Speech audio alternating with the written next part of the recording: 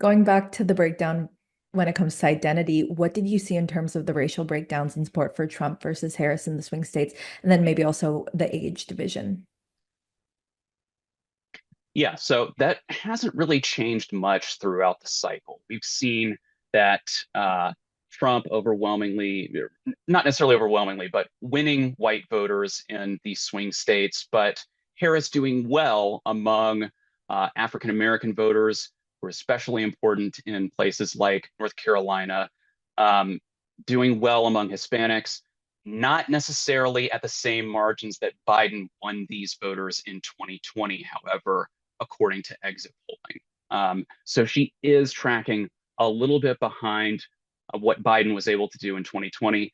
That could be a significant factor here, especially depending on turnout.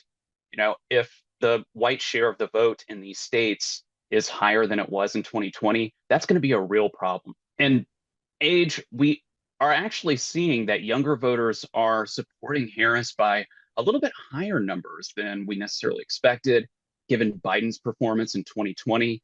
That's not equal across these states, but we do see that she's doing well among the 18 to 29 demographic. That's roughly a 2-to-1 vote. And President Biden was not able to do quite that in 2020. We see now the 30 to 39 demographic. So now we're talking broadly under 40. That has come back home, so to speak. We're seeing her winning that demographic in these swing states. So I think that the age component, we've seen some noise there. These have been difficult to pin down sort of voters and figure out exactly what's going on with them. They've looked strange, frankly, when Biden was still the nominee.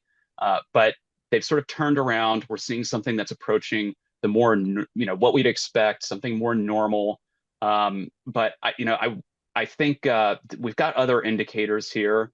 Age is maybe not going to be a determinative factor. It is one, but it's not the factor, I think, in this election in these swing states. We'll see. But yeah, right now, the the way it's lined up is about what we would expect.